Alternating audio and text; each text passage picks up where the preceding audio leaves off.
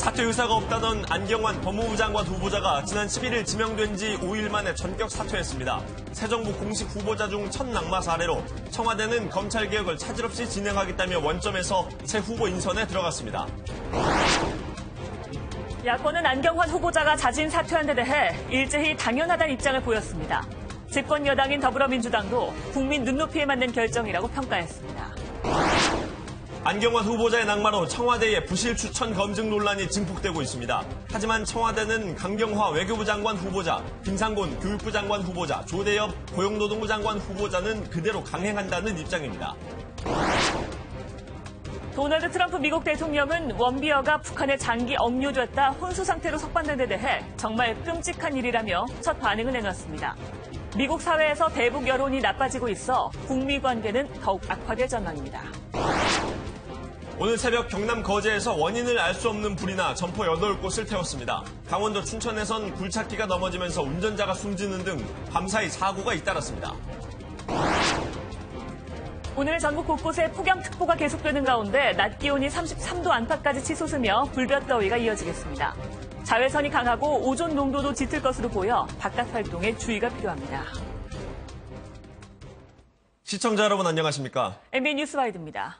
안경환 법무부 장관 후보자가 후보 지명 닷새 만인 어제 후보직에서 스스로 물러났습니다.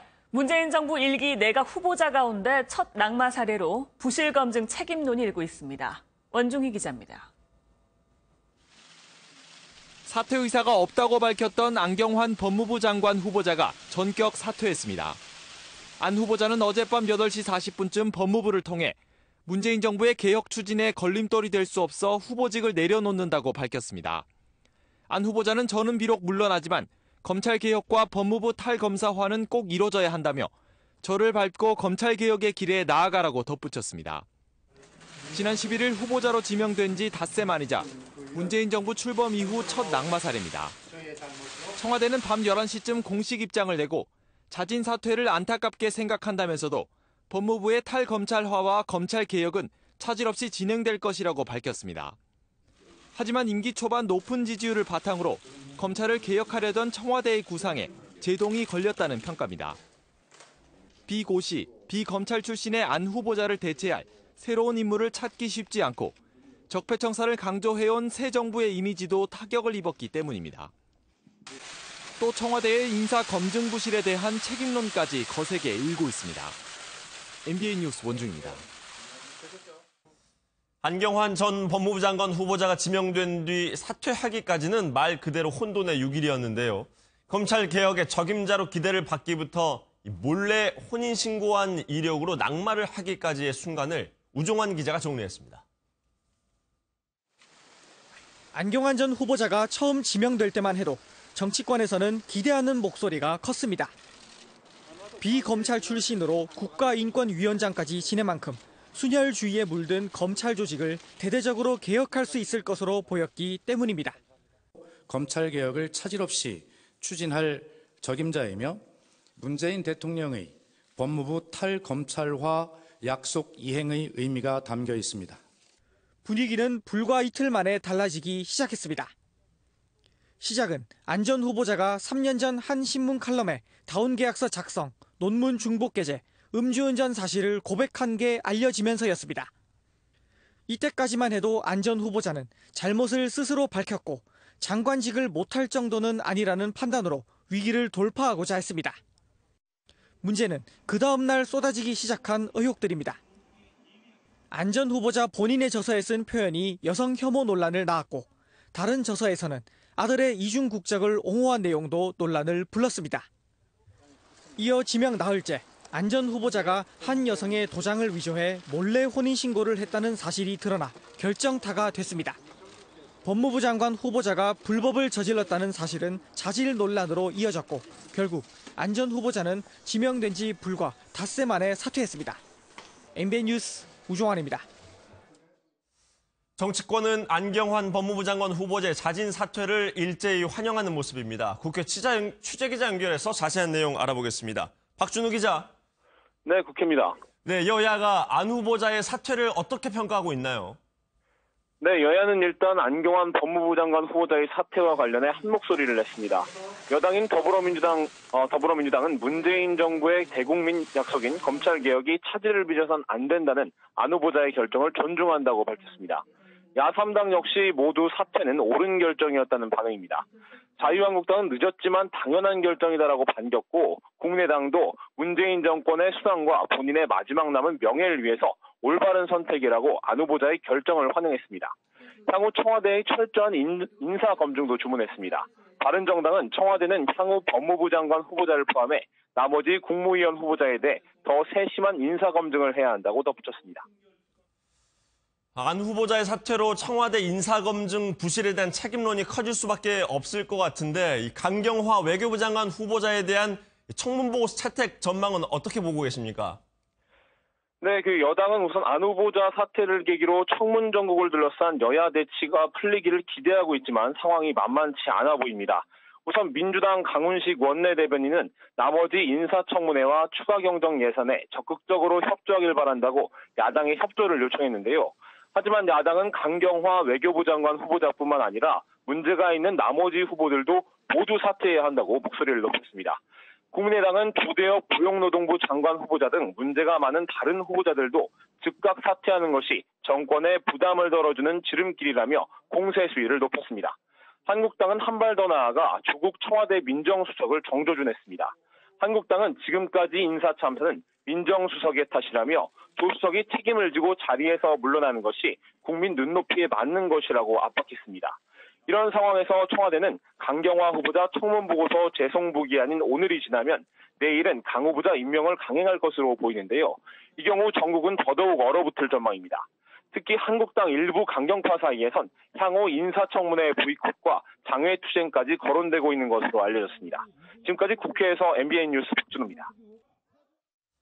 이쯤 되면 궁금해지는 게 하나 있습니다. 청와대가 과연 지금까지 제기되는 여러 장관 후보자들에 대한 흠결을 몰랐을까 하는 건데요. 임사검증 부실 책임론이 조국 청와대 민정수석에까지 정조준되고 있습니다. 특히 안경환 전 후보자 관련해선 조국 수석이 스승의 흠결을 일부러 눈 감아준 게 아니냐는 의혹까지 제기되고 있습니다. 최현미 기자입니다. 안경환 법무부 장관 후보자는 청와대가 뒤늦게 이 같은 문제에 대해 물어왔다고 해명했습니다. 후보 지명 당시엔 관련 질의가 없었는데 일주일쯤 전에 물어왔고 그때 설명했다는 겁니다. 야당은 안 후보자와 스승과 제자 사이인 조국 청와대 민정수석이 검증 과정에서 알면서도 눈 감아준 것 아니냐고 주장했습니다. 청와대 검증에서 자기하고 특별하게 친분관계에 있는 사람에 대해서는 완전 눈 감은 특혜 검증이다. 이 점을 꼭 강조하고 싶습니다. 안 후보자는 서울대 법대 66학번, 조 수석은 82학번으로 안 후보자가 법대 교수일 때 조 수석이 조교로 일했습니다. 참여연대와 국가인권위원회에서도 함께 활동했습니다. 자유한국당은 조 수석과 조현옥 인사수석을 국회로 출석시켜 인사 참사의 원인을 밝히겠다는 입장입니다. 도대체 조현옥 청와대 인사수석과 조국 민정수석은 무엇을 하는 사람들입니까? 안 후보자를 둘러싼 진실게임이 정치권으로 옮겨붙고 있습니다. MBN 뉴스 최은미입니다. 청와대가 언급했던 국민의 판단이란 국민의 여론, 다시 말해서 여론조사 결과를 뜻하는 건데요. 야권이 이걸 문제 삼기 시작했습니다. 여론조사 자체도 왜곡됐다고 주장하면서 반발을 하는 겁니다. 길기범 기자입니다. 김상조 공정거래위원장에 이어 강경화 외교부 장관 후보자 임명 강행 의지를 밝힌 문재인 대통령은 여론조사 결과 등을 토대로 한 국민의 뜻임을 강조했습니다. 그러자 야권은 일제히 반발했습니다. 들쭉 날쭉 늘 요동치는 여론조사로 인사를 다하고 국가 현안들도 모두 여론조사로 결정하면 될 것입니다. 국민의당은 더 나아가 여론조사 자체도 왜곡됐다고 주장했습니다. 임명 강행 찬성이 더 높게 나타난 리얼미터 조사에서 질문지를 살펴보면 야당의 반대라고 적시되어 있어 야당에 부정적이고 답변 문항도 임명 강행이 마치 국정정상화의 조건으로 설정됐다는 겁니다. 전문가들에게 이 부분을 상의를 하고 문의를 드렸는데요. 이 부분 대단히 중립적이지 못한 설문을 구성하고 있다. 또 여론조사 결과를 국민의 뜻으로 받아들인다는 것 자체도 모순이라는 지적입니다. 국민의 뜻을 존중하는 것은 100번 지당한 말씀이고 다만 국민의 뜻과 여론조사 응답률 5, 6%에 불과한 그 여론조사 결과가 반드시 일치하느냐.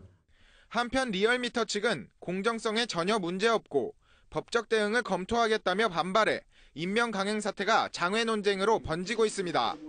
MBN 뉴스 길기범입니다.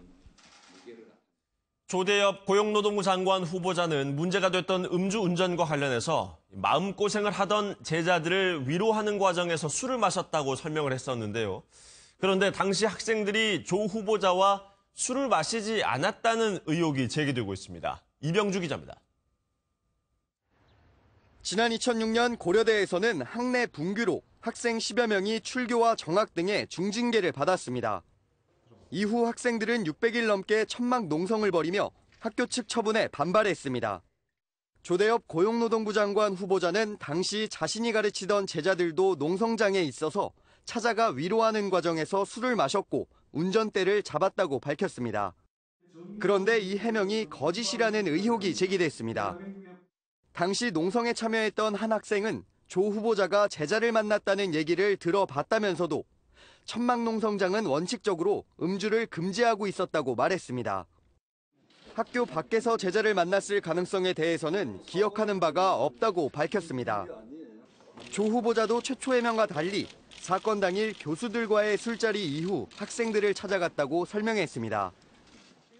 그 저녁 먹는 자리에서 총장 후보하고 얘기하면서 술을 한잔 했었죠. 그리고 저는 학생들한테 갔었고.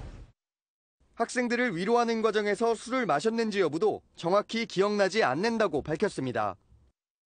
내 기억에 차올 수도 있으나 상세한 것 청문회 때 상세하게 말씀드리겠습니다. 단순 착오 가능성을 밝혔지만 거짓 해명 논란은 쉽게 가라앉지 않을 전망입니다. MBN 뉴스 이병주입니다. 송영무 국방부 장관 후보자는 전역 후 대형 로펌에서 억대 연봉을 받은 것으로 드러나 논란이 일고 있는데요. 그런데 로펌의 방산업체 전담팀에 있으면서 방위사업청 산하기관의 자문도 동시에 했던 것으로 나타났습니다. 무기를 사는 측과 파는 측에 동시에 자문을 해주고 동시에 돈을 받았다는 건데요. 김근희 기자가 취재했습니다. 한민구 국방부 장관은 청문회를 앞둔 후보자 시절 정관료로 곤욕을 치렀습니다. 전역 후 방위사업청 산하 국방과학연구소 등에서 자문직을 도맡았기 때문입니다. 정관예우는 송영무 국방부 장관 후보자도 마찬가지였습니다. 해군 참모총장에서 물러난 2008년부터 2년 동안 국방과학연구소 정책위원으로 매달 300만 원의 자문료를 받은 것으로 확인됐습니다. 그러면서도 같은 기간 송 후보자는 2009년부터 한 대형 로펌 상임 고문까지 맡았습니다. 1년 동안 국방과학연구소 자문과 로펌 고문을 동시에 맡은 겁니다. MBN 취재 결과 당시 국방과학연구소와 송 후보자의 계약서에는 유관업체를 겸직할 수 없도록 명시된 것으로 드러났습니다. 송 후보자 측은 연구소에 문의했지만 로펌은 유관업체가 아니기 때문에 규정상 전혀 문제가 없었다고 설명했습니다. 그런데 송 후보자는 이 로펌에서 방산업체에 입찰 등 각종 법률 서비스를 제공하는 전문 팀에 합류했습니다. 굉장히 민감한 부분이고 또 퇴사하신 지가 너무 오래되셔서 고모님에 관한 내용으로 응대를 따로 해드리지는 않습니다. 결국 송 후보자는 방위 사업을 진행하는 국방과학연구소와 이 사업을 수주하는 방산업체 담당 로펌에서 동시에 자문을 한 셈입니다. MBN 뉴스 김근희입니다. 논문 표절에 대한 김상곤 사회부총리 겸 교육부 장관 후보자의 이중잣대가 논란입니다. 논문 표절 의혹이 불거진 김 후보자가 과거엔 같은 의혹을 받았던 김병준 당시 교육부 총리 사퇴에 앞장섰다는 건데요. 내가 하면 로맨스, 남이 하면 불륜이라는 지적이 나오고 있습니다. 정수정 기자입니다. 2006년 전국 교수 노동조합 위원장을 지낸 김상곤 후보자. 당시 김 후보자는 김병준 교육부 총리의 논문 표절 의혹이 드러나자 사퇴를 요구하는 성명서를 발표합니다. 도덕적으로나 교육적으로 학생들의 교육을 지휘 감독하고 교수들의 연구를 촉진시켜야 할 교육부 총리로서의 자격을 상실한 상태라고 지적합니다. 11년이 지난 현재 김 후보자는 박사학위 논문을 쓰면서 44곳에서 정확한 출처 표시 없이 다른 문헌을 사용했다는 의혹을 받고 있습니다. 또 석사 논문에서도 130곳을 표절했다는 의혹이 일며 논란의 중심에 섰습니다. 논문 표절을 공격하던 김 후보자가 표절 의혹의 당사자가 된 겁니다. 보다 더 자기 검열과 자기 검증이 더 우선시 돼야 한다는 거죠. 교수로서의 직업 윤리가 문제가 됐고 한마디로 이중적이죠. 교육부 장관 후보자라는 자리를 감안하면 학문 윤리도 문제라는 지적입니다. 다른 것도 아니고 나라의 교육을 책임을 지는 사람이었으면 학문적인 그런 업적에 대해서 문제가 있었으면 본인의 능력에서 나온, 역량에서 나온 논문이어야 하지 않을까요? 한편 김 후보자 측은 논문 중복 게재에 대해서는 창작물을 학술지에 발표하고 학위 논문으로 발전시키는 것은 중복 게재가 아니라고 입장을 전했습니다. MBN 뉴스 정수정입니다. 문재인 대통령이 취임 후 첫 국제 무대에 올랐습니다. 이 자리에서 문 대통령은 남북 철도 연결에 대한 의지를 보였고 이를 통해 개도국과 선진국을 연결하는 교량국가 역할을 하겠다고 밝혔습니다. 송주영 기자입니다. 문재인 대통령이 제주도에서 열리는 아시아 인프라 투자은행 연차총회에 참석했습니다. 취임 이후 첫 국제 무대에서 문 대통령은 남북 철도 연결 의지를 드러냈습니다. 남과 북이 철도로 연결될 때 새로운 육상, 해상, 실크로드의 완전한 완성이 이루어질 것입니다. 고대 시대의 실크로드를 다시 한번 재현하겠다는 포부로 풀이됩니다. 고대 시대 실크로드가 열리니 동서가 연결되고 시장이 열리고 문화를 서로 나누었습니다. 끊겨진 경의선 철도가 연결되면 아시아에 도움이 되는 교량국가 역할을 할 수 있다는 메시지를 던진 겁니다. 무엇보다 한반도의 평화가 아시아의 안정과 통합에 기여하게 되기를 바랍니다. 연차총회 참석 전 제주도 농가기업에서는 직접 체험까지 하며 지역 스스로 만드는 일자리에 큰 관심을 보였습니다. 문 대통령은 또 제주도를 환경 수도이자 평화의 섬으로 만들겠다는 청사진도 제시했습니다. MBN 뉴스 송정입니다. 최순실 씨의 딸 정유라 씨는 각종 의혹에 대한 질문에 아니다 또는 엄마가 해서 난 몰랐다고 답해왔는데요. 이런 정 씨가 최근 검찰 조사에서 인정한 부분이 있습니다. 대기업으로부터 돈을 받은 최 씨의 독일 회사에서 매달 급여를 받은 부분입니다. 한민용 기자가 단독 보도합니다. 정유라 씨는 이제까지 자신이 받은 각종 특혜에 대해 어머니가 다 해서 난 잘 모른다는 입장을 고수해왔습니다. 잘 모르겠습니다. 저는 그렇게 어머니한테 들은 게 있기 때문에. 이런 전략이 통했는지 법원 역시 가담 정도를 주된 사유로 정 씨의 영장을 기각했습니다. 그런데 검찰은 추가 수사를 통해 정 씨의 가담 정도를 더 무겁게 볼 수 있는 정황을 포착했습니다. 정 씨가 최순실 씨의 독일 차명회사 코어스포츠에서 월급을 받은 정황을 확인한 겁니다.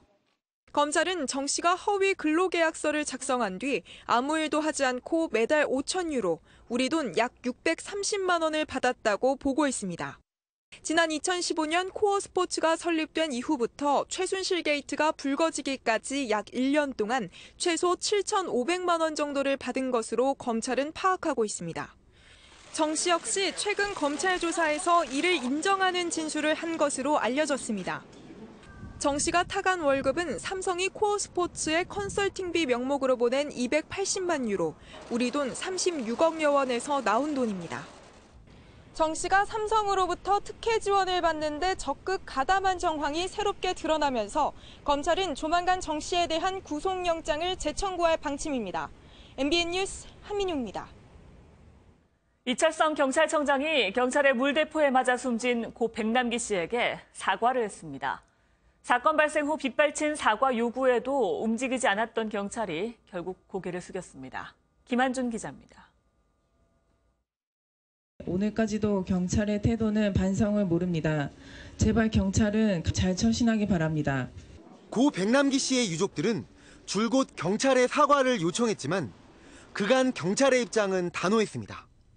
불법 시위를 막다 발생한 일인 만큼 경찰 총수가 공식 사과하는 것은 적절치 않다고 맞서왔습니다. 다쳤거나 또 사망했다고 해서 무조건 사과하는 것은 적절하지 않습니다. 그 원인과 법률적 책임을 명확히 한 연후에 해야 되는 것이지. 강경했던 경찰이지만 결국 뜻을 굽혔습니다. 고 백남기 농민님과 유가족분들께 깊은 애도와 함께 진심 어린 사과의 말씀을 드립니다. 이철성 경찰청장의 갑작스런 사과는 더는 미룰 수 없다는 판단에 따른 것으로 보입니다. 서울대병원마저 백 씨의 사망 원인을 병사에서 외인사로 바꾸면서 어떻게든 입장을 내놔야 했습니다. 이 청장은 또 일반 집회 현장에 살수차를 배치하지 않겠다고 말하는 등 앞으로 경찰의 집회 관리에도 큰 변화가 예상됩니다. MBN 뉴스 김한준입니다. 오토 원비어가 북한에 억류됐다 혼수 상태로 풀려난 데 대해 도널드 트럼프 미국 대통령이 정말 끔찍한 일이라고 말했습니다. 미국 사회에 북한에 대한 비판 여론이 들끓고 있습니다. 최은수 기자입니다. 도널드 트럼프 미국 대통령이 오토 원비어의 이른바 코마 송환에 대해 처음으로 입을 열었습니다. 원비어에게 일어난 일은 정말 끔찍한 일이라면서도 송환 자체는 의미가 있다고 밝혔습니다. What's happened to him is a truly terrible thing, but at least the ones who love him so much can now take care of him and be with him. 미국의 의료진들은 원비어가 심각한 뇌 손상을 입어 식물인간 상태에 빠졌다고 진단했습니다. Magnetic resonance imaging scan of the brain. This study showed extensive loss of brain tissue in all regions of the brain. 또 북한이 주장한 식중독에 근거가 없다며 북한이 증상의 원인을 알 만한 자료를 주지 않았다고 설명했습니다. 원비어의 아버지는 북한을 용서할 수 없다고 분통을 터뜨렸습니다. My son, who has been in a pariah regime for the last 18 months, brutalized and terrorized. 미 국무부는 원비어는 돌려받은 것이지 협상은 아니었다며 기존 북미 관계의 변화 가능성을 일축했습니다. 그러면서 미국인들의 북한 여행을 제한하는 조치를 적극 검토하고 있다고 밝혔습니다. MBN 뉴스 최은수입니다. 다음은 밤사이 사건 사고 소식입니다. 오늘 새벽 경남 거제에서 원인을 알 수 없는 불이 나 점포 8곳을 태웠습니다. 강원도 춘천에서는 굴착기가 넘어지면서 운전자가 숨지는 사고도 있었습니다. 김현웅 기자입니다. 상가 건물 위로 시뻘건 불길이 치솟습니다. 오늘 새벽 경남 거제의 한 상가 건물에서 불이 나 1시간 반 만에 꺼졌습니다. 다행히 다친 사람은 없었으나 점포 8곳이 불에 탔습니다. 어제 저녁 부산의 한 펌프 공장에서도 화재가 발생했습니다. 이 불로 유리창 파편이 튀어 공장 직원이 손을 다쳤고 작업장이 불에 타 2천여만 원의 재산 피해가 발생했습니다. 트럭 밑에 깔린 채 의식을 잃은 한 남성을 구급대원들이 끌어올립니다. 어제 오후 부산신항 물류단지 인근에서 운전자가 트럭에 깔리는 사고가 발생했습니다. 이 사고로 운전자 40대 김모 씨가 크게 다쳤지만 생명에 지장은 없습니다. 소방당국은 트럭을 수리하는 과정에서 차체 앞부분이 떨어지면서 사고가 발생한 것으로 보고 있습니다. 비슷한 시각 강원도 춘천에서는 50대 장모 씨가 굴착기에 깔려 숨졌습니다. 경찰은 장 씨가 굴착기를 화물차에 싣는 과정에서 중심을 잃고 쓰러져 사고가 난 것으로 보고 있습니다. MBN 뉴스 김현웅입니다. 정신병원 입원을 거부하며 낯을 휘두르던 한 40대 남성이 경찰의 테이저건을 맞고 사망했습니다. 테이저건을 맞고 숨진 건 우리나라에선 첫 사례입니다. 안전성 논란이 일고 있습니다. 강진우 기자입니다. 경남 함양의 한 병원에 119 구급차가 들어옵니다. 44살 이모 씨가 의식 없이 실려와 응급조치를 받았지만 결국 사망했습니다. 이미 왔을 때도 호흡 맥박 없으셨고 저희 이제 CPR을 그 15분, 20분간 동안 전혀 반응 없고 이제 사망 선고하고.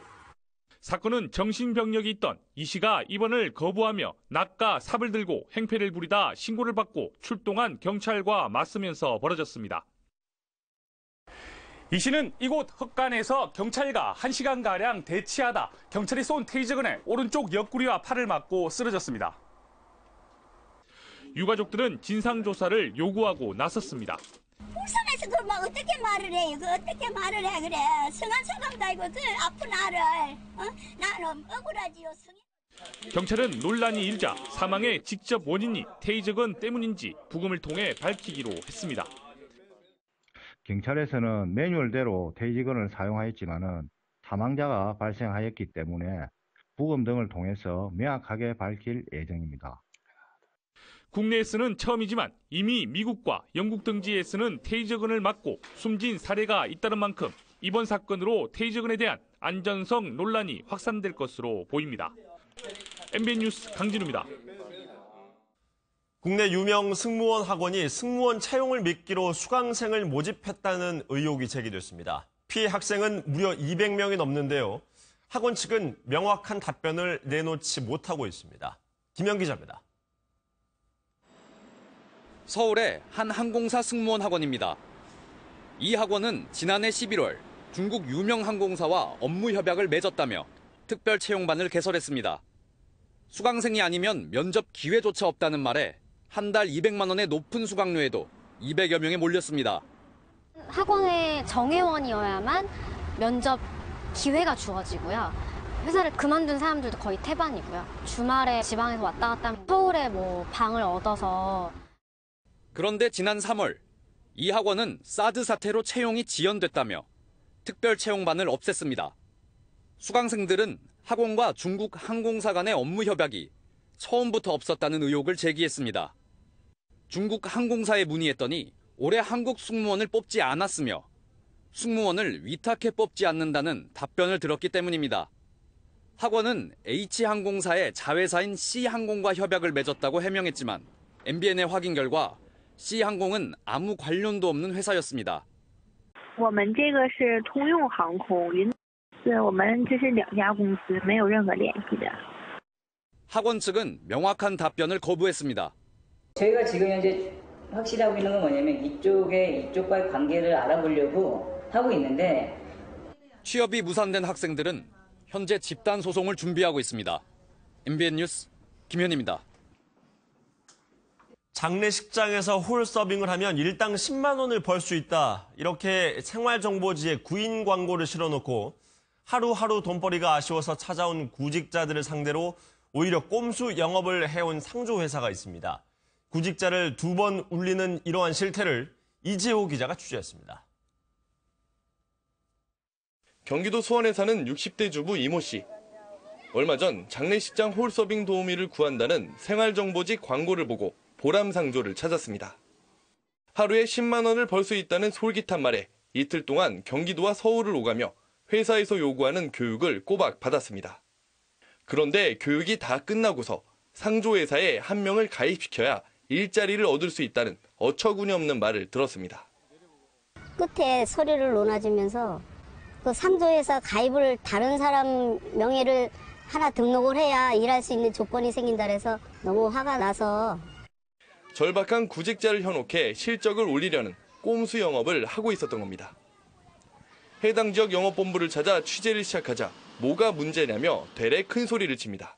상조회사면요 가입하는 거 누구나 다 알아요. 상조회사가 가입 안 하고 어떻게 먹고 사는데요. 하지만 취재 이후에도 해당 지점은 장례식장 도우미를 구한다는 광고 내용을 조금 바꿔 계속해서 사람을 모집하고 있습니다. 보람상조 본사 측도 이런 사실을 인정했습니다. 일부 지점에서 지침을 어긴 것으로 확인됩니다만 이런 일이 없도록 앞으로 더 철저히 관리하겠습니다. 일당이라도 벌려는 구직자를 상대로 이런 꼼수 영업을 한 보람상조는 우리나라 상조업계 2위를 차지하고 있습니다. MBN 뉴스 이재호입니다. 재벌 저격수로 불리던 김상조 공정거래위원장이 업무를 시작하자마자 치킨값 인상 논란을 일으킨 BBQ에 대해서 전격 조사에 나섰습니다. BBQ는 서민 물가 안정과 고통 분담에 동참하겠다며 가격 인상을 결국 철회했습니다. 김경기 기자입니다. 공정거래위원회는 지난 이틀간 BBQ의 일부 지역사무소를 상대로 현장 조사를 벌였습니다. BBQ가 가격을 올리며 가맹점과 광고비를 분담하는 과정에 법을 위반했는지 살펴보겠다는 겁니다. 양계업계의 불매운동에 이어 공정위까지 칼을 빼들자 BBQ는 가격 인상을 전격 철회했습니다. BBQ는 가맹점주들이 아직 치킨값 인상 철회 방침에 이견을 보이고 있지만 상생 방안을 마련해 책임지고 설득하겠다고 밝혔습니다. 서민 물가 안정과 국민 고통 분담 차원에서 1, 2차로 나눠 올린 치킨 가격 인상을 철회하기로 했습니다. BBQ에 앞서 교촌치킨도 이달 말로 예정됐던 치킨값 인상 계획을 철회했고 일부 업체는 오히려 할인 판매에 나서기로 했습니다. 주력 메뉴인 3가지 제품을 1,000원에서 1,500원 본사 100% 부담으로 인하게 되었으며 치킨 업체들이 악화한 여론과 공정위 칼날에 가격 인상 계획을 포기했지만 임대료 상승 등 압력이 여전해 논란은 계속될 전망입니다. MBN 뉴스 김경입니다. 딸의 자격증을 내걸고 무려 12년 동안이나 한의사 행세를 한 60대 남성이 붙잡혔습니다. 독성이 있는 한약재를 마구잡이로 처방하는 건 물론이고 명태머리와 썩은 토마토까지 넣은 이름 모를 한약을 만들기도 했습니다. 박상호 기자입니다. 건물 안으로 들어서자 온갖 한약재가 가득하고 한쪽에는 약탕기까지 놓여 있습니다. 66살 이모 씨가 이곳에서 한약을 만들어 팔기 시작한 건 12년 전부터입니다. 지난 2005년 딸이 한약사 자격증을 따자 딸 이름으로 한약방을 연 뒤 자신이 한의사 행세를 한 겁니다. 전문 지식도 없이 환자들의 맥을 짚고 직접 한약을 지었는데 마황과 부자, 대황 등 독성이 든 한약재까지 마구잡이로 처방했습니다. 부자 같은 경우에는 아코니틴이라는 성분이 독성 물질로 지정되어 있어서 복통과 설사를 유발할 뿐만 아니라 과도하게 섭취하면 사망에 이를 수도 있습니다. 이 씨가 만들어 판 공진단도 짝퉁이었고 명태머리와 썩은 토마토를 넣은 이름 모를 한약을 만들기도 했습니다. 확인된 피해자만 1,500명에 달합니다. 한약에 대한 관심이 많았습니다. 연구도 많이 하고 실제적으로 자기는 한약사보다 자기가 낫다고 이렇게 생각을 하고 있습니다. 이 씨는 지난 1993년과 95년에도 몰래 한약을 만들어 팔다 적발된 적이 있습니다. 이 씨는 잘못을 뉘우치기는커녕 경찰 조사를 받고 있는 동안에도 아무렇지 않게 영업을 해왔습니다. 경찰은 가짜 한의사 이 씨를 구속하고 명의를 빌려준 딸도 불구속 입건했습니다. MBN 뉴스 박상호입니다. 여름이면 강한 자외선을 차단하기 위해서 선글라스 쓰시는 분들 많은데요.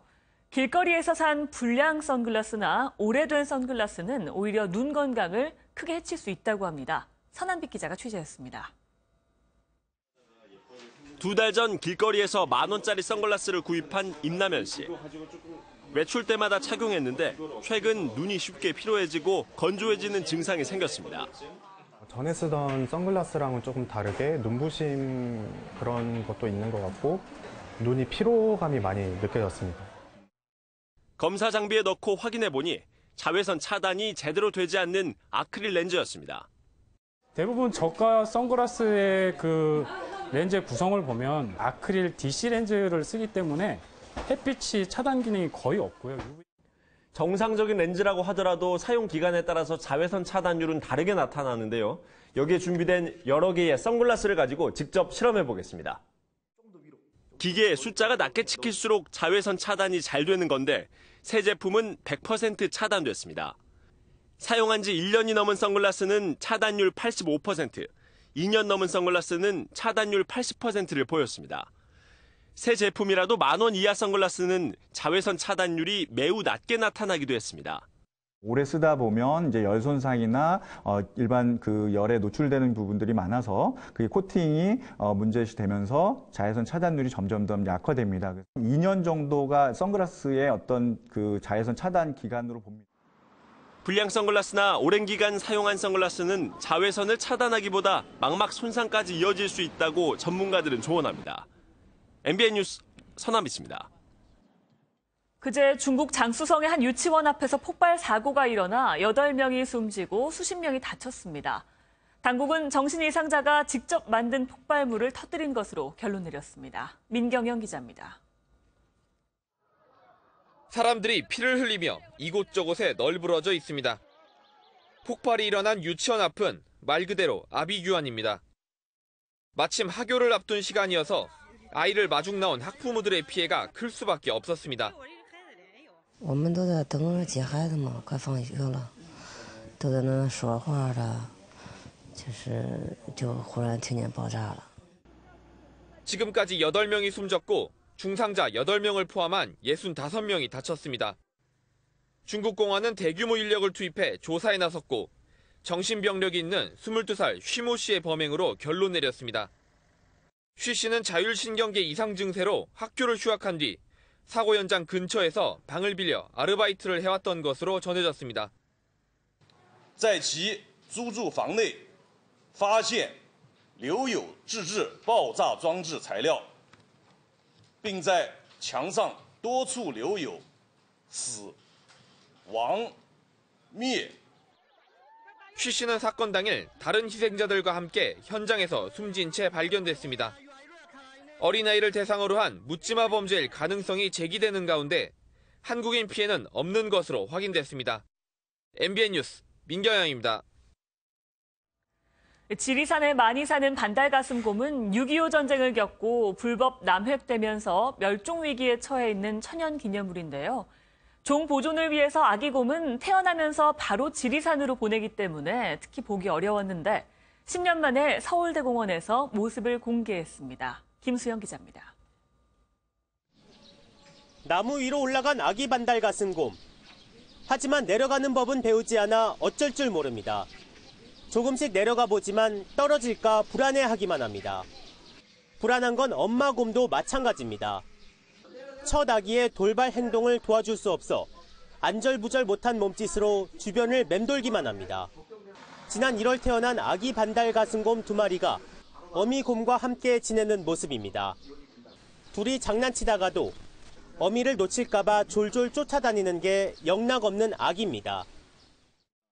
방사는 여기저기 이제 뭐 탐험도 하고 그리고 또 먹을 거 안 먹을 거도 가르쳐 주고 이건 나쁜 거다 하는 걸 가르쳐 주고 있는 단계죠. 가슴에 반달 무늬를 자랑하는 반달가슴곰은 국제 멸종위기종으로 우리나라에서는 천연기념물로 지정돼 있습니다. 그동안 반달가슴곰이 태어나면 종보존을 위해 지리산에 방사해와 이렇게 새끼곰이 공개된 건 10년 만에 처음입니다. 아이랑 어머니가 같이 있는 모습은 저도 처음 봤는데 너무 이쁘고 좋고. 방사장 적응을 마친 아기곰은 다음 주 월요일부터 정식 공개됩니다. MBN 뉴스 김수영입니다. 제4차 산업혁명이 파고가 거세게 불고 있는 가운데 MBN과 매일경제신문 후원으로 열린 한국지식경영학회 국제학술대회에 참석 중인 학자들은 지식경영 리더십으로 제4차 산업혁명을 선도할 것을 제안했습니다. 지식경영 기업 최고의 영예인 한국지식경영기업 대상에는 패션그룹 형지가 선정됐습니다. 이상은 기자입니다. 인공지능 알파고가 세계 바둑 랭킹 1위 커제를 무너뜨리고 사물인터넷, 자율주행차, 가상현실 등 제4차 산업혁명 기술이 우리 사회에 대변혁을 몰고 오고 있습니다. 경영학자들은 지식경영의 리더십에서 해법을 찾아야 한다고 진단했습니다. 4차 산업혁명 시대에는 이제 회사 밖의 지식을 갖다가 조직에서 미래지향적이고 지속가능한 발전을 위해서 어떻게 효과적으로 효율적으로 활용하느냐 이런 관점에서 급변하는 경영 환경 속에서 지속가능한 환경을 창출하려면 리더가 조직 변화의 필요성을 감지하고 그런 변화를 이끌어낼 수 있는 새로운 비전을 제시하는 리더십이 필요하다는 겁니다. 기업이나 조직에서는 새로운 지식을 공유하거나 같이 활용하거나 새로 창조하는 것이 매우 중요하다고 생각합니다. 경영학자가 선정한 한국지식경영기업 대상은 패션그룹 형지가 수상의 영예를 안았습니다. 형지는 패션과 디자인이라는 지식 자산을 앞세워 22개 브랜드, 2,200개 매장을 운영하는 종합 패션그룹의 지식기업 모델을 만들었다는 평가를 받았습니다. 굉장히 리더십이 중요한 시점이라고 보고 있습니다. 소통도 해야 되고 또 끊임없이 4차 산업에 대한 공부도 해야 된다고 생각이 됩니다. 리더십이라는 것은 솔선수범입니다. 학술대회는 지식경영 리더십과 지식경영 이노베이션 등을 주제로 30여 편의 학술 논문과 지식경영 사례 발표가 이어졌습니다. MBN 뉴스 이상은입니다. 한 주간 있었던 정치권 소식 더 자세히 짚어봅니다. 네, 세 분 모셨습니다. 진성호 전 국회의원, 박상병 인하대 정책대학원 초빙 교수, 김남국 변호사 함께합니다. 안녕하세요. 어서 오십시오. 네. 어제 저녁에 갑자기 일어난 일이죠. 법무부 장관 후보자인 안경환 후보자가 오전에는 계속해서 청문회를 통과를 하겠다라고 의지를 보였었는데 저녁이 돼서 갑자기 사퇴를 하게 됐습니다. 이 얘기부터 오늘 해보려고 하는데 먼저 어제 오전에 있었던 기자회견 모습 보시고 다시 돌아오겠습니다. 그 70년 인생을 되돌아볼 때 제가 저지른 가장 큰 잘못은 저의 20대 중반 청년 시절에 저질렀던 일입니다. 입에 담기조차 부끄러운 그 일은 전적으로 저의 잘못으로 변명의 여지가 없는 행위였습니다. 이 모든 사실은 제 아내도 잘 알고 있습니다. 기회가 주어진다면 저에게 주어진 마지막 소명으로 생각하고 국민의 여망인 검찰개혁과 법무부의 탈검사화를 반드시 이루겠습니다. 저의 오래전 개인사는 분명히 저의 잘못입니다. 국회에서 열릴 인사청문회에서 제 70평생을 총체적으로 평가해 주시기 바랍니다. 네, 감사합니다. 자, 보신 것처럼 이렇게 하루도 채 지나지 않아서 사퇴를 하겠다고 의지를 표명했습니다. 네. 그 사이에 어떤 일이 있었던 걸까요? 상당히 좀 바빴을 것 같아요. 저는 어제 오전에 안경환 후보자 기자회견 얘기 들어볼 때 한편으로는 워낙 좀 사안이 중대하고 또 더더욱이 자신의 그 여러 가지 문제들이 사실 문재인 정부의 발목을 잡을 수가 있는 거거든요. 법무장관으로서는. 예. 아무리 검찰 개혁이 급하다고 한다고 하더라도 그래서 혹시 자신이 물러나지 않을까라고 생각하다 일만은 했습니다만은 그러나 방금 기자회견에서 봤듯이 70년 인생을 얘기를 하면서 정면 돌파 의지를 밝혔습니다. 네. 그러고 난 다음에 하루 종일 얘기가 많았죠. 이제 심지어는 아들의 문제까지 나오고 또 과거의 얘기도 하고 책 문제는 막 그냥 화제가 돼버리는 이런 상황에서 어제 저녁 때 한 7시 정도에서 청와대에서 어떤 얘기를 하냐면은 사실 사퇴의 길을 열어줬어요. 인사청문회 과정 속에서 결정진 하지 않으면 지명을 철회할 수도 있다. 예주시하고 있다. 예. 이 얘기는 없습니다. 네. 사실 그때 자진 사퇴 쪽으로 가겠구나라고 생각했는데 사실상의 압박으로 느꼈을까요? 압박이죠. 그게 압박이에요. 그러니까 청와대에서 그 정도 얘기한다고 얘기하면은 사실 사퇴하시라라는 뜻이에요. 네. 그리고 또 그 얘기는 조율이 좀 됐다고 봅니다. 네. 어느 정도는. 그러고 난 다음에 이제 8시 한 반 정도에 본인이 이제 사퇴를 했는 입장이 나왔죠. 그래서 어제 그 과정 속에서 아마 청와대 정무팀하고 안경환 후보자가 상당히 얘기를 왔고 본인도 많은 고심 끝에 더 이상 안 되겠다. 청문회 가면 더 큰 문제가 생길 수 있으니 이쯤에서 그만두자 이렇게 판단했던 겁니다. 물론 오후에 흘러나왔던 그 지명 철회할 수도 있다. 이 부분은 청와대에서는요. 나중에 상황을 주시하고 있다 정도로 바꾸긴 했습니다만 이것 자체가 분명히 압박이 됐을 것이다라는 의견이거든요. 저는 개인적으로 이제 안경환 교수 본인이 판단했을 거라고 생각합니다. 왜냐하면 물론 이렇게 중대한 거는 임명권자와 의논을 하지 않을 수는 없긴 하지만 상황을 보면 저는 안경환 교수가 결단을 내렸다고 보는 이유가 오전에만 해도 저렇게 이제 나는 개혁을 위해서 검찰 개혁을 위해서 가겠다고 했습니다. 이것도 제가 볼 때는 청와대의 교감을 가지고 인터뷰를 한 겁니다. 기자회견을 한 겁니다. 그런데 문제는 기사가 나오기 시작한 게 뭐냐면 당에서 이제 움직인 겁니다.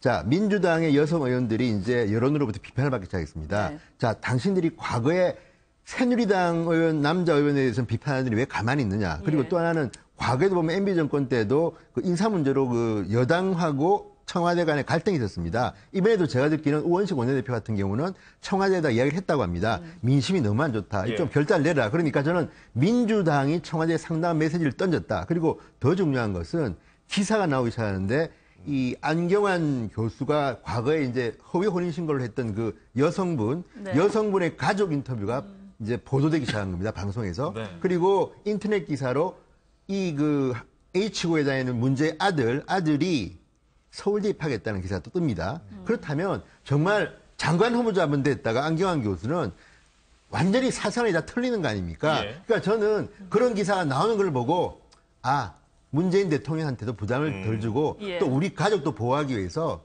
그냥 사퇴하자 이런 결단을 내린 거 아닌가 저는 뭐 추측해 보는 예. 것이고요. 청와대도 이런 안경환 교수 결정에 대해서 알겠다. 알아서 하시오. 이런 예. 어떤 메시지를 던진 게 아닌가 하는 생각을 해봅니다. 그렇다면 네. 진 의원님께서 볼 때는 청와대가 뭐 사퇴하라고 압박을 줬다기보다는 그렇죠. 본인의 결단이었을 가능성이 커 보인다라는 예. 말씀이신 거죠. 왜냐하면 안경환 교수라는 카드가 어쨌든 도덕성 문제에서는 좀 문제가 됐지만 예.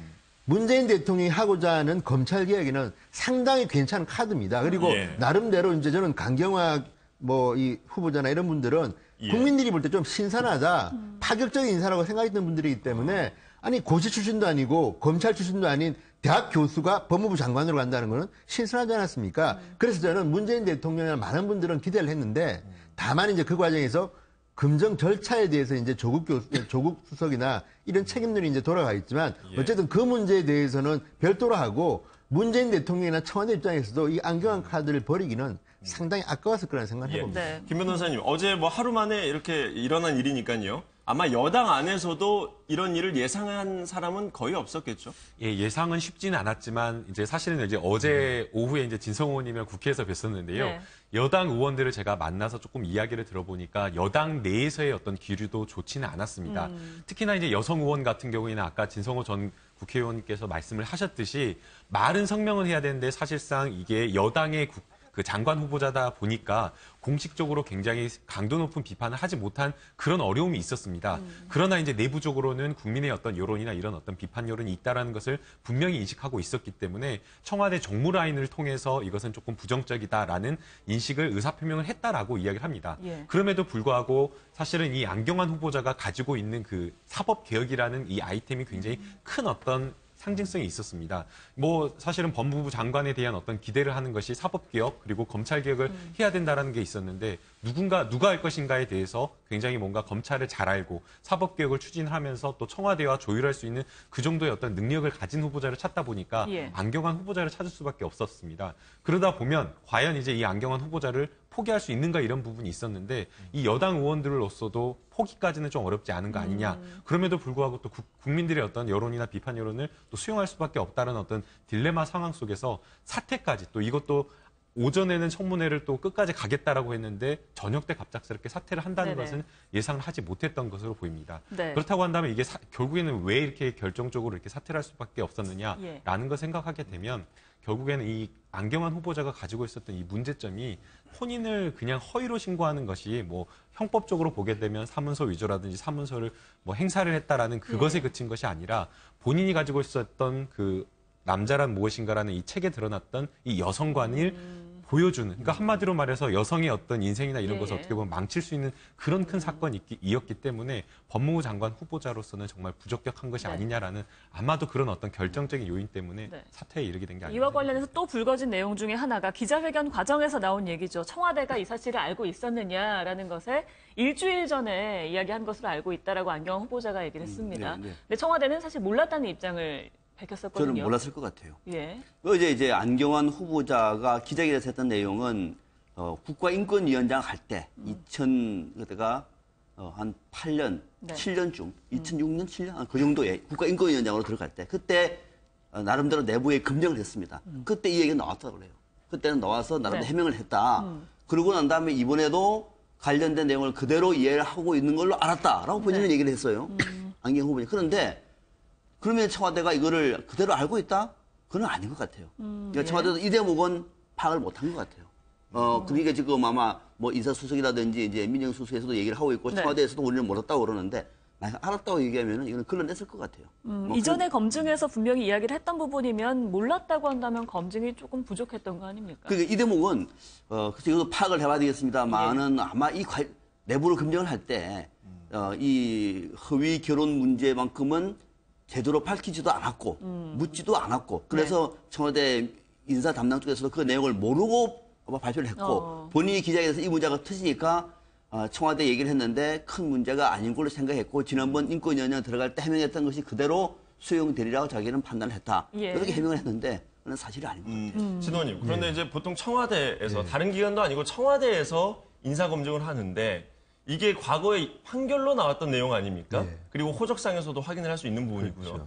그런데 이걸 몰랐다라고 하는 부분이 좀 납득이 안 되는 부분도 좀 일부 있는 것 같아요. 그러니까 지금 청와대 민정 라인이 예를 들어 이런 거 있습니다. 인수위 기간이 없이 급작스럽게 이제 바뀌다 보니까 그걸 담당하다 물론 민정수석은 있지만 그 밑에서 이제 그 공직기관 비서관도 제가 알기로는 좀 늦게 임명됐고 또 그 밑에 행정관, 실무를 담당하는 행정관들은 이제 지금 박근혜 정부에서 바뀌는 과정 아닙니까? 그래서 실무적으로 좀 파워가 약할 수도 있고요. 근데 저는 안경환 교수가 어쨌든 국가인권위원장이 될 때 이 문제에 대해서는 뭔가 이야기한 것 같긴 한 게 어제 보도된 한 방송 보도를 보면 이 보도의 기자가, 이 방송사의 기자가 그 허위 신고했던 그 여성의 가족을 만납니다. 물어보니까 안경환 당시 교수가 그 문제에 대해서 형사고소까지 생각했지만 뭐 가족끼리 또 알고 하는 관계입니다. 그래서 형사 고소는 하지 않고 이제 민사적으로 이제 끝냈는데 국가인권위원장이 됐을 때 안경환 교수가 찾아왔다는 이야기를 했습니다. 그러니까 제가 볼 때는 뭔가 국가인권위원장이 될 때 이 문제에 대해서는 내부적으로 검증이 있었고 안경환 교수가 여기에 대해서 나름대로 이제 뭐 유감을 표시하든지 했기 때문에 기록은 아마 남아있을 거라고 봅니다. 그리고 그렇기 때문에 청와대에서도 이 사실을 다 알고 있었을 그러니까 것이다. 몰랐다면 저는 이거는 무능이라고 봅니다. 왜냐하면 주광덕 의원 같은 경우는 인사청문위원이 자 등본 하나 떼보고 이거 있네 해가지고 다시 법원 행정처에다가 자료를 요구한 거 아닙니까? 그렇다면 똑같이 청와대 그 검증을 담당하는 행정관이 이걸 봤다면 제대로 봤다면 이상한 게 있다. 왜냐하면 사실 이 혼인 무효 소송은 우리나라에서는 거의 보기 힘든 거 아닙니까? 그런데 그게 있었다면 민정 쪽에 있는 행정관이 알아봤어야 되는데 상식적으로 안 알아봤다? 이것도 우리가 이해하기 힘든 거고 또 하나는 청와대 말과 안경환 교수의 말이 지금 다른 겁니다. 그러니까 이거는 국민들이 볼 때는 아니 어떻게 검증했길래 청와대에서 이 검증을 담당한 사람들의 말하고 실제 후보자의 말이 다른가? 이 부분에 대해서는 둘 간에 어쨌든 간에 말을 맞춰서 정리할 필요가 있는데 그래서 저는 어느 면에서 볼 때나 안경환 후보자에 대한 검증은 실수였다. 뭔가 잘못됐다는 생각이 듭니다. 네, 청와대가 저는 근데 뭐 진성 의원이 그렇게 말씀을 하셨지만 저는 이제 박상면 교수님 의견이 조금 더 타당하다라고 생각이 됩니다. 왜 그러냐면 몰랐을 가능성이 더 높다라고 생각이 되는데요. 호적상의 어떤 이혼이라든가 이런 것이 나오기 때문에 이것을 확인해야 된다라고 이야기를 했는데 사실상 호적상의 이혼 사유라고 하는 것은 겉으로 혼인무효 판결에 의해서 이혼이 됐다라는 것을 확인할 수는 없습니다. 그러니까 이혼의 어떤 내용은 들어있지만 그 내용이 이 혼인무효 판결 때문이라는 것은 확인할 수가 없는 것이고 이혼의 어떤 사유가 있었다라고 한다면 그것은 어떤 후보자나 이런 사람의 개인의 어떤 사생활의 문제이기 때문에 왜 이혼했냐, 도대체 무엇 때문에 이혼했냐라는 것까지 물어본 건 맞지가 않다라고 생각이 됩니다. 더군다나 이것이 뭐 최근에 있었던 어떤 이혼이어가지고 외부로 이런 어떤 이혼 사유나 이런 것들이 드러난 것이 아니고 42년 전에 있었던 이혼인데 이 이혼에 대해서 물어본다는 것 자체가 말이 안 되는 것이고요. 만약에 그 당시에 이 이혼과 관련해서 이 안경환 후보자가 뭐 형사 고소를 당해서 수사 기록이나 범죄 수사한 어떤 그런 기록이 있었다라고 한다면 당연히 그 청와대 민정수석실에서 확인을 해보는 게 맞았을 텐데 그러지 않은 것이 저는 이 지금 상황 드러난 상황으로 봤을 때는 그게 맞고 그다음에 안경환 후보자가 이야기하지 않는 이상은 모르는 게 맞았다라고 생각이 됩니다. 그러니까 김 변호사님 말씀은 호적만 봐서는 확인할 수가 없 판결문까지 확인하기가 어렵다라는 거죠. 그러니까 저는 이제 뭐 일부 수긍하면서도 이제 왜 제가 문제를 제기하냐면 저도 이제 뭐 국회의원 후보자가 될 때도 그 당에서 내줍니다. 뭐 문항 자료들을, 설문자료를 뭐 100개 내지 200개인데 거기 보면 민사든 형사든 간에 소송에 했던 거는 다 적어야 됩니다. 그런데 혼인 무효 소송에서 패소했다는 건 제가 볼 때는 상식적으로 굉장히 드문 케이스고 또 이거는 지금 우리 김 변호사님은 이혼이라고 하지만 주광덕 의원의 주장에 따르면 이거는 혼인 무효라고 적혀 있다는 겁니다. 그거는 이혼하고는 좀 다릅니다. 저는 대한민국이나 뭐 국제적으로 이혼할 수 있는 거죠. 어떻게 하겠습니까? 세상이 바뀌었는데 이거는 저는 문제가 안 된다고 보는데 다만 혼인 무효 소송에서 패소했다는 거는 좀 특이한 케이스고 그래서 하는 것도 하나는 정말 안경환 교수가 당당했다면 다 씁니다. 민사소송을 내가 이렇게 몇 건을 했는데 이걸 내가 적고 이건 이겼고 할 때 이 사연에 대해서 설명을 하면 자, 이걸 보면 이상하니까 한번 더 물어봐야 되는데 그 절차가 굉장히 생략됐든지 아니면 알면서 눈 감았는지 아니면 정말 몰랐는지 제가 잘 모르겠으나 그래서 본인이 썼는지 안 썼는지도 모르는 상황이니까요. 둘 다 제 말씀은 둘 다 문제라는 겁니다. 몰랐다면 무능한 것이고 알고도 눈 감아졌다면 이거는 그야말로 이해는 합니다. 왜냐하면 정말 안경환이랑 카드가 너무 좋기 때문에 조금 작은 흠결은 덮어질 수도 있지만 그렇다 그러면 그 민정 업무 본연에서는 조금 우리가 비판할 수밖에 없다는 얘기를 드리는 거죠. 네, 이러니까 이제 조국 민정수석의 책임론이 불거지고 있습니다. 이와 함께. 그러니까 스승이기 때문에 조금 흠결을 덮어주려고 했던 거 아니냐. 분명히 알았던 부분이 있었을 텐데 이런 의견들이 나오고 있습니다. 그것도 저는 동의는 사실 하지 않아요. 예. 스승이기 때문에 봐준다. 그거는 있을 수가 없는 거죠. 어쩌면 스승이기 때문에 자기 부담이 더 크기 때문에 더 엄격하게 봤어야 되겠죠. 저는 예. 그렇게 봅니다. 근데 더더욱이 제일 중요한 거는 지금 안경환 교수 전 후보자 같은 경우에는 정말 카드가 괜찮은 카드거든요. 그러니까 문재인 정부에서 이런저런 인물들 넣는 거 보니까 깜짝 놀랄 만한 인물들이 많이 나오지 않습니까? 예. 그중에서 안경환 후보자 같은 경우도 그 안에 몇 손가락 안에 들 정도로 참신한 인물이에요. 그 교수가 처음으로 법무장관이 된다. 법조인 출신도 아니고. 더더욱이 검찰개혁이 이 사람은 평생 소원이, 평생 희망이 검찰개혁이에요. 그러니까 지금도 법무부의 탈검찰화, 검찰의 탈정치화를 하겠다. 괜찮지 않습니까?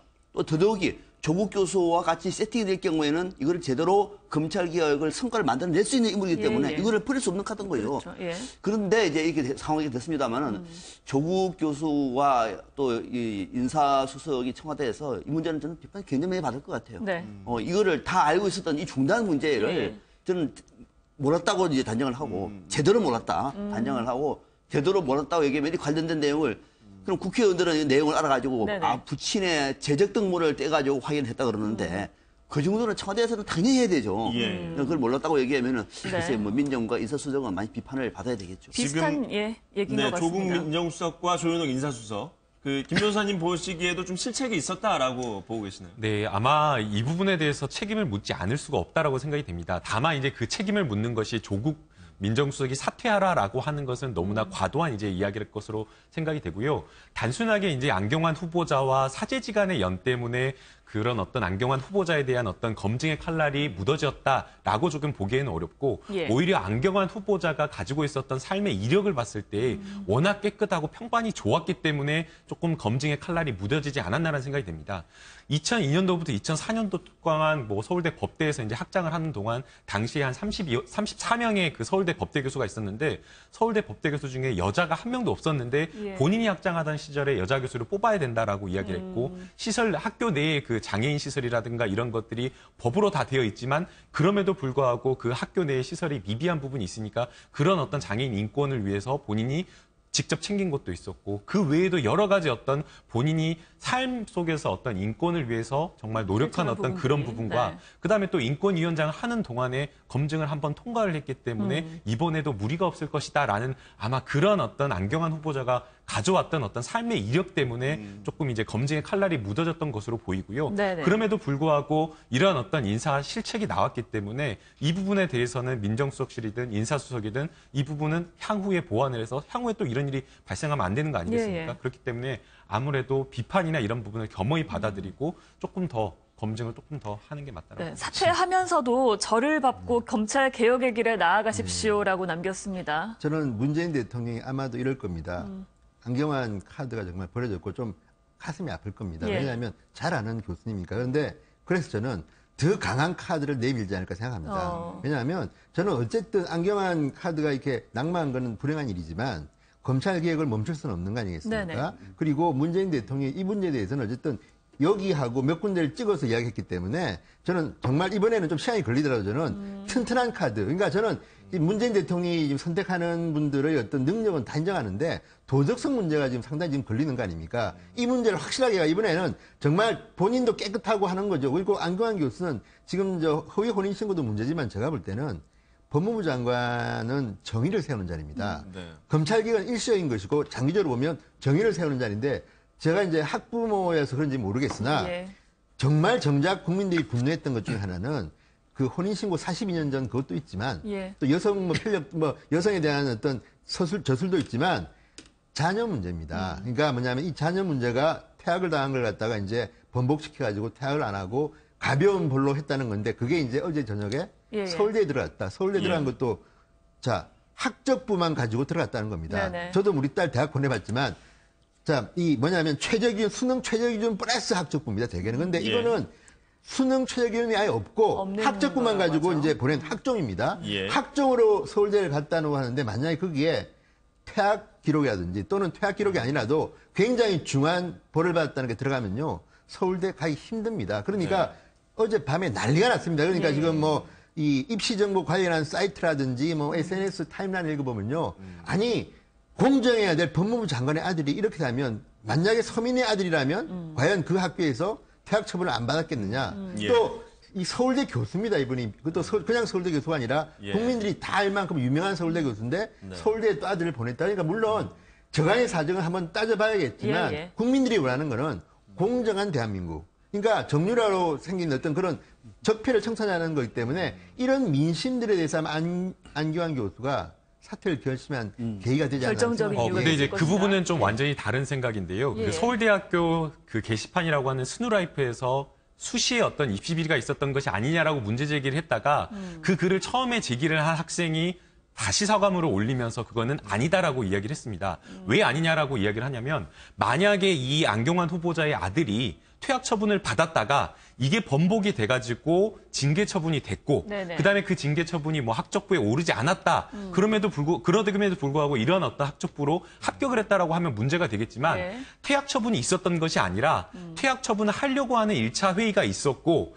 그게 이제 부적절하다라고 해서 다시 회의를 해서 퇴학 처분이 아닌 그보다 낮은 수위의 2주 정도의 특별 교육이라고 하는 그 교육 이제 징계 수위가 결정된 것이고요. 그것에 따라서 수시를 지원했고 입학을 했기 때문에 이것에 대해서 어떤 입시 비리가 있다거나 입학 비리가 있다라고 지금 의심을 하면서 보는 건 맞지가 않을 것 같고요. 그리고 이제 그 과정에서 그러면 이제 당초에 퇴학 처분을 하려고 했다가 징계 수위가 낮춰진 부분에서 안경환 후보자가 어떤 압력이나 본인의 어떤 직위를 가지고 뭔가 문제를 삼았다라고 한다면 이제 그게 문제가 되겠지만 사실은 그건 좀 그렇게 보기가 어려울 것 같습니다. 이 내용 사안을 보게 되면 이제 학칙 위반이라고 하는 어떤 교칙 위반이 있었기 때문에 퇴학을 시킨다라고 얘기하는데 우리가 이제 일반적으로 이 하나고라고 하는 그 하나고의 어떤 징계 수위나 이런 것들을 보게 되면 다른 평준화 고등학교에서 하고 있는 학생에 대한 징계보다 훨씬 더 높아서 오히려 그 일반적인 어떤 비례의 원칙이라고 하는 학생이 잘못한 것보다 훨씬 더 높게 처벌해서 타당하지 않다라고 하는 비판 여론이 있기 때문에 그것은 일단 또 문제를 삼아야 될 것 같고요. 그다음에 두 번째 뭐 탄원서를 제출한다라고 이야기를 하는데 저도 이제 학폭위에서 가끔 활동을 하면 학부모들의 탄원서뿐만 아니라 친척, 뭐 교회 목사, 친구들 탄원서가 엄청나게 많이 들어옵니다. 그렇기 때문에 단순하게 학부모가 탄원서를 제출했다. 그게 너무나 당연한 거 아니겠습니까? 자녀가 퇴학을 당하는데 뭐 탄원서를 제출하지 않는다는 거. 그러니까 이것만으로 의혹을 가지고 보기에는 좀 어렵다는 생각이 물론 저는 이게 합리적인 말이라고 봅니다. 그런데 문제는 뭐냐면 민심입니다. 저도 이제 아까도 말씀드렸지만 학부모 입장에서 볼 때 이걸 어떻게 보느냐. 자, 보십시오. 일반고에 다니는 학생들이 서울대에 이런 학종으로 들어가기가 정말 힘든데 H고든 또는 다른 뭐 자사고나 이제 특목고 같은 경우는 서울대를 굉장히 많이 보냅니다. 그리고 서울대에 보내는 교장, 교감 선생님은요. 자기 그 학생의 아버지가 서울대 교수고 그것도 굉장히 유명한 교수일 경우는 압력을 생각합니다. 저는 물론 이게 맞다는 건 아니고 합리적인 의심은 아니지만 그리고 이걸 갖다 보는 일반 학부모들 볼 때는요. 만약에 그러면 저 학생이 아버지가 서울대 교수고 어머니가 무슨 유명한 피아니스트가 아니라면 퇴학 안 시켰겠느냐. 그 혐의에 대해서는 저도 많은 분한테 물어봤는데 기숙사 학교에서 그 정도면요. 당연히 퇴학이라고 하는 분들이 많습니다. 그러니까 일반적인 학부모의 심정으로는 어젯밤에요. 스누라이프는 그렇게 한 명은 이야기고요. 다른 사이트나 타임라인을 쭉 보면요. 난리가 났습니다. 왜냐하면 학생을 대학에 보내본 사람들은 압니다. 좀 저 학생 때문에 또 다른 학생은 서울대를 못 갔겠구나. 그러니까 이런 문제는요. 단순히 이런 어떤 우리는 잘못한 거 없어. 그거는 뭐 아니야. 이렇게 할 게 아니라 국민의 일반적인 정서를 갖다 이해할, 왜냐하면 공직자 아닙니까? 그리고 법무부 장관은요. 이런 데서 만약에 흠결이 가기 시작하면 앞으로 그 정의를 세우는 일에 상당히 흠결이 될 수 있기 때문에 이런 부분에서 안기환 교수가 결심한 게 아닌가 생각합니다. 이게 이제 법률적으로 뭐 입시 비리라고까지 얘기하기는 아직 우리가 단서가 없기 때문에 알 수가 없습니다만은 뭔가 특혜는 있었다고 봐요. 특혜는 자, 일반 국민들의 눈에는 안 맞는 거죠. 자, 이 학생이 고등학교 다닐 때 이 학교는 자율형 사립고입니다. 다 기숙사 생활을 해요. 그 기숙사 방에 여학생을 불러들였다. 그걸 자랑하고 다닙니다. 뭘 자랑하죠? 왜? 뭘 자랑할까요? 그냥 학생들을 야, 여학생아 우리 반에 놀러 와. 우리 그 정도였습니까? 그 정도 가지고 퇴학을 받았을까요? 훨씬 더 심각한 일들이 있을 수 있다는 거예요. 퇴학을 할 정도라고 얘기하면 그렇잖아요, 그죠? 그러니까 그런데 당시에 이 퇴학이 일반 고등학교 같으면 부모가 말을 하던 이건 퇴학입니다. 그런데 퇴학은 결정을 내렸다가 번복을 해요, 그죠? 번복을 합니다. 번복을 했는데 이 과정에 탄원서가 들어갑니다. 아버지가 서울대 교수. 그것도 서울대 법대입니다. 유명한 사람이에요. 또 부인도 학교 임원이에요. 모 대학도 교수입니다. 이런 것들을 볼 때 과연 이 문제가 전혀 영향을 미치지 않았을까? 저는 상당 부분 이것이 특혜성이 있었다고 하는 것이 국민들의 일반적인 정서인 것 같고 그래서 뭐 정유라고 비교합니다만 그건 과도한 비교라고 하더라도 아마 이런 것들 때문에 결국은 학적부에 단 한 줄도 남기지 않았어요. 만약 학적부에 자, 이 학생은 처음에 학교 징계위에서 퇴학 처분을 받았으나 재심해서 퇴학이 안 됐습니다. 이렇게 썼으면 합격했을까요? 이걸 아예 빼버린 그런 겁니다. 상세한 내용이 아예 빼버린 거예요. 그러니까 이런 것들 정도가 결국은 이것을 부모가 나름대로의 어떤 그 뭐 힘이 있었기 때문에 또 학교 임원이었다 그러잖아요. 네. 학교 자유로운 사립고의 학교 임원은 괜히 씁니다. 그러니까 이런 것들 때문에 전체적으로 어떤 상당 부분들은 특혜가 있었다고 보는 것이 맞는 얘기죠. 근데 이제 저희가 이제 의혹을 제기를 하려면 사실에 기반을 해서 추론을 하고 추리를 해야 되는데 일단은 그 학적부에 그 퇴학을 처분을 하려고 했으나 퇴학 처분을 하지 않고 다른 징계 처분을 했다라고 그렇게 기록은 하진 않고 최종적인 학생에 대한 처분만을 기재하게 되어 있고요. 과연 이제 그게 기재를 하지 않고 합격한 것이 아니냐라고 의혹을 제기를 하지만 기재를 하지 않았을 가능성은 생각하기가 좀 어렵습니다. 왜냐하면 학생에 대한 그 징계 학폭이라고 하는 그 회의에서 학생에 대해서 징계 처분을 했으면 회의가 몇 차례 열렸으면 회의 기록이 남아있는데 학생에 대한 징계 처분을 하지 않을 수가 없거든요. 학생에 대한 어떤 처분이 내려졌으면 그 당연히 징계를 하면 그 내용이 학적부에 기록이 돼야 되는 거고 만약 그걸 기록을 하지 않으면 이게 범죄가 되는 겁니다. 그러니까 그러지 않았을 거라고 저는 생각이 되고요. 그다음에 이제 저희가 이제 항상 생각하는 게 학부모가 이제 안경환 후보자가 사실은 이제 국가인권위원장도 하고 서울대 법대 교수도 하고 또 어머니도 사실은 이제 뭐 유명 대학의 교수를 하니까 뭐 그런 것들이 영향을 미치지 않았을까 생각하지만 자립형 저기 사립고가 하나고여가지고 하나고 내에 정말 대부분의 학생들이 대기업의 임원들, 그런 분들이 많다는 거죠. 그렇죠. 장성들 그런 사람들이 많았기 때문에 그런 부분이 고려될 또 여지가 없었다라고 이야기를 하고 있기 때문에 이게 문제됐던 부분은 그거 아니겠습니까? 같은 학교 내에서 다른 문제가 있었던 친구들은 좀 징계를 받았는데 이 친구의 징계는 어떻게 보면 좀 철회가 됐다. 그래서 좀 다르게 특혜를 받은 것이 아니냐 이런 문제 아니었습니까? 그러니까 그 사안과 이 사안이 똑같은 사안이다라고 하면 때문에. 그런 어떤 비슷한 결론이 나와야 되지만 사안 자체가 다른 거기 때문에 똑같은 결론을 내려야 된다라고 조금 그렇게 비교하기는 어려울 것 같습니다. 그런데 제가 안교양에서 좀 옹호하자면 저는 어쨌든 훌륭한 분이신데 그리고 저는 문학적인 재능이 있어서 책을 많이 쓰셨는데 어쨌든 장관을 한번 하려고 하다 보니까 정말 필요 이상으로 너무 많은 사생활이 노출됐고 저는 이 아들 문제도 이렇게 생각합니다. 저는 김 교수님의 일부 동의하는 게 저는 법적으로는 문제는 없는 것 같습니다. 그런데 문제는 이제 아까도 말씀드렸지만 국리정서법이라는 것 때문에 이렇게 비판을 받는 건데 근데 이제 후보까지 사퇴한 마당에 저는 이 아들의 또 인권도 있지 않습니까? 그래서 저는 이게 조금 더 너무 논란이 확대되는 거는 국민들도 좀 이제 너그럽게 잊어버리시면 좋겠다는 생각이 드는 게 또 안교환 교수는 저는 아들에 대한 사랑 때문에 사실은 사퇴했다고 생각이 들기 때문에 이제 뭐 그런 문제도 있고 어쨌든 대한민국의 인사청문회 제도는요 저는 개인적으로는 여든 야든 뭐 보수 쪽이든 진보 쪽이든 고쳐야 됩니다. 특히 이 도덕성 문제는 비공개로 하자. 안 그러면요 사실 우리는 이렇게 비판을 하면서도 참 저도 마음이 아픈 게 사실 사생활을 너무 많이 침해하는 것 같다는 생각이 좀 듭니다. 그래요. 우리나라에서는 특히 뭐 자녀의 문제가 워낙 민감한 이슈이기 때문에 오늘 조금 전에도 아주 뜨거운 토론이 붙었었는데 첫 번째 낙마한 후보자가 됐습니다. 이게 앞으로 어떤 영향을 미칠지도 궁금한데 교수님 보시기에는 어떻게 예상하세요? 남은 후보들, 뭐 강경화 후보도 있고 등등 여러 후보들이 있지 않습니까? 다른 야당의 공세가 어떻게 이어질 걸로 보십니까? 그 다른 후보자들도 검증을 해봐야 되겠죠. 검증을 했는데 이 정도 문제가 나오면은 아마 내부적으로 이미 정리를 할 것 같아요. 청와대 민정수석실이 더 바빠졌을 것 같아요. 야, 이들하고 큰일 나겠다. 도저히 안 된다, 이제는. 더 엄정하게 할 것 같고. 오히려 그래서 이번 기회가 저는 오히려 다행이라는 생각이 듭니다. 다음에 많은 그 인사검증을 해야 될 필요를 볼 때는 또 하나는 지금 남아있는 문제가 이제 강경화 후보자거든요. 이제 오늘, 내일 정도 하면 임명을 할 것 같죠? 청와대가. 17일까지 재송부를 요청했으니까요. 그렇습니다. 내일 정도는 하면 임명을 할 것 같은데 할 경우에 이제 이건 또 야3당이 고의 반대하고 정치권에서 협치를 강조하고 있고 문재인 대통령이 협치를 얘기하고 있고 야3당은 지금 협치가 깨진다고 지금 얘기를 하고 있는 상황 속에서 어떤 판단을 하겠습니까? 문제가 남아있는 것이고 또 하나가 뭐냐면은 지금 노동부 장관 조대엽 교수 문제도 간단치 않아 보여요. 이 문제도 그러니까 이런 것들과 전체적으로 볼 때에는 어쩌면은 지금 이 국민의 여론이 안 좋아진 경우에 잘라낸 것은 상대 후보들은 다소 조금 힘을 받을 수가 있어요. 상대 후보들은 이 정도 문제가 서서 사퇴를 했으니까 나머지 문제는 임명을 하더라도 좀 더 괜찮지 않겠느냐라고 하는 분위기가 좀 더 많아지지 않겠느냐. 대신 검증은 더 철저한 이런 방식으로 좀 정리가 될 것 같아요. 강경화 후보는 일단 임명 강행은 예상이 되는 부분이고요. 그렇죠. 저는 근데 개인적으로는 강경화 후보자한테는 이게 득이 될 것 같습니다. 예. 반대로 지금 남아있는 네. 아까 조대엽 교수뿐만 아니라 지금 송영무 국방장관 후보자라든지 이런 김상곤 교육부총리 후보는 예. 상당히 불리할 수가 있다. 왜냐하면요.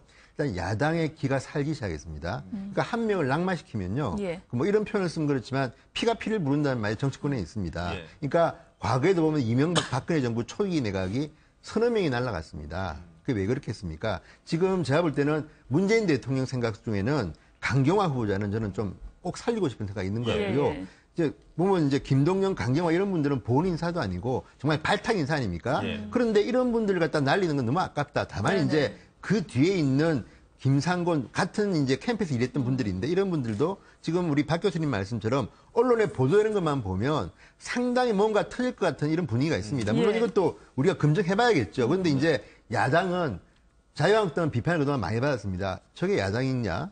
왜 이렇게 못하냐? 심지어는 홍준표 전 지사 같은 경우는 자유한국당을 비판하는 근거로 저 따위로 청문회 하는 당이 무슨 야당이냐 비판했습니다. 네. 그렇다 그러면 이번에 이 안경환 후보자의 낙마는 야당 입장에서는 더욱 거세게 몰아붙일 네. 부위를 준 거고 또 하나는 저는 여당에도 영향을 준다고 보는 게 여당도 이제는 앞으로는 정말 말도 안 되는 후보자라고 판단하면요. 여당에서 이제 비판할 겁니다. 그래서 저는 네. 문재인 대통령 입장에서 오히려 홀가분해졌다.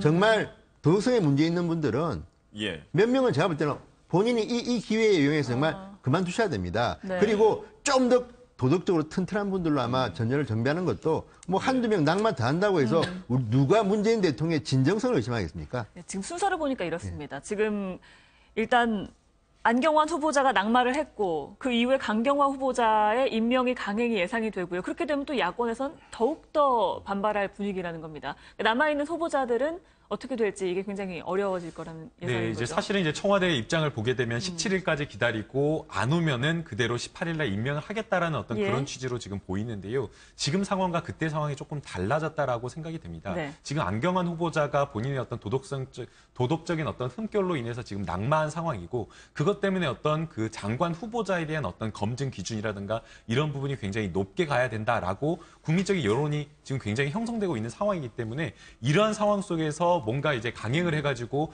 여야가 대치하고 대립을 한다라고 한다면 그 부분에 대해서 뭐 책임 문제 소재를 떠나서 국민들이 정치적인 어떤 시선이 굉장히 좋지 않을 것으로 생각이 되기 때문에 지금은 조금 상황이 오히려 좀 달라졌기 때문에 네. 아마도 청와대에서 18일 날 그 강경화 후보자에 대한 어떤 임명을 밀어붙이기에는 조금 부담이 되는 상황이기 때문에 아마도 야당의 어떤 야3당의 협조를 구하면서 예. 또 다른 어떤 장관에 대한 후보자에 대한 인사청문회가 있기 때문에 네. 그런 것들을 두루 살펴본 다음에 조금 더 시간을 가지면서 협치하는 모습을 좀 보일 것으로 생각이 됩니다. 예. 앞서 저희가 논의를 했었던 이 안경환 후보자의 문제가 됐던 그 판결문 있지 않습니까? 이 주광덕 의원이 입수를 했다는 이 판결문인데 마지막으로 이 문제에 대해서 좀 짚어보면 좋을 것 같아요. 예. 주광덕 의원이 이 문제 때문에 문자폭탄 뭐 세례를 받았다고는 하는데요. 그 이유가 이게 과연 뭐 문제가 있는 것이냐 없는 것이냐 이걸 두고 좀 논란이 있었던 것 같아요. 김 변호사님, 법조인으로서 봤을 때 이 판결문 입수 이 자체는 문제가 있습니까 없습니까? 네, 일단은 그 판결문이 공개가 될 수가 있느냐라는 그런 부분에 대해서 국민들이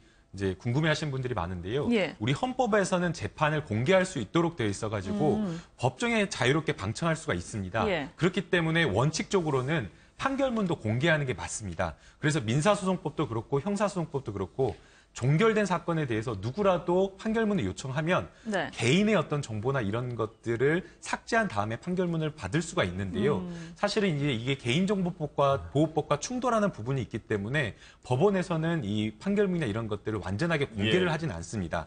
그리고 이제 이번에 이제 문제가 됐던 그 판결문은 예. 이혼 소송이라고 그 혼인 무효라고 하는 가사 소송에 대한 어떤 그 가사소송법을 적용받는 이 판결문인데 이 가사소송법이라고 하는 것은 뭐 이혼도 있고 친자소송이나 이런 것들이 있기 때문에 민감정보, 굉장히 개인의 어떤 민감정보에 해당되기 때문에 네. 이것은 보도도 굉장히 제한돼야 된다라고 법에 정해져 있기 때문에 예. 사실상 인사청문회 법에 따라서 기관에, 법원에 판결문을 요청한다고 하더라도 개인정보, 민감정보이기 때문에 이 안경환 후보자가 동의를 하지 않는 이상은 이게 사실상 판결문이 공개가 되지 않는 게 맞다라고 보입니다. 그럼에도 불구하고 이제 공개가 된 것은 제가 생각했을 때는 이 안경환 후보자가 인사청문회를 요청하면서 포괄적으로 정보 공개 동의한 것에 따라서 공개가 된 것으로 생각이 되고요. 예. 다만 이제 조금 의심스러운 점은 그 법원에 의해서 이게 판결문이 공개가 됐다라고 하는데 이 판결문에 안경환 후보자에 대한 어떤 정보도 들어가 있는데 안경환 후보자뿐만 아니라 그 배우자였던 네. 그 사람에 대한 정보까지 다 공개가 돼 있어서 과연 이게 그 법원에 의해서 공개가 된 것인지 정상적인 절차에 의해서 공개가 된 것인지 그 부분이 조금 저희가 다른 분들의 의견을 네. 또 듣고 싶은데요. 오늘 준비된 시간이 여기까지여서 예. 아쉽지만 다음 기회에 또 듣도록 하겠습니다. 네, 오늘 말씀 여기까지 듣겠습니다. 고맙습니다. 주말인 오늘 전국 곳곳에 폭염특보가 계속되는 가운데 서울의 낮 최고 기온이 32도까지 오르겠습니다. 네, 기상센터 연결해서 자세한 날씨 알아보겠습니다. 조수연 캐스터 전해주시죠. 네, 오늘도 불볕더위가 계속되겠습니다. 서울을 포함한 서쪽 지방 곳곳에는 폭염주의보가 이틀째 발효 중인데요. 오늘 서울의 낮 기온 32도, 대전과 광주 33도, 대구 31도까지 오르면서 어제만큼 뜨겁겠습니다. 오늘 전국의 미세먼지 농도는 보통 수준을 나타내겠습니다. 다만 일부 중서부 지역에서는 오전에 농도가 높아질 가능성이 있겠고요.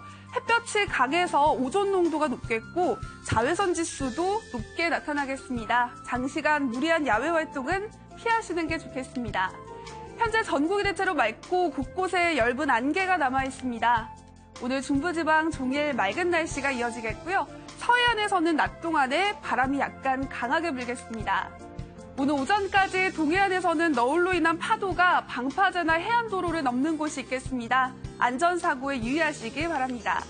오늘 낮 최고 기온은 서울이 32도 등 내륙 지방을 중심으로는 30도를 웃돌겠고 동해안 지역은 강릉 26도, 부산 25도 등 비교적 선선하겠습니다.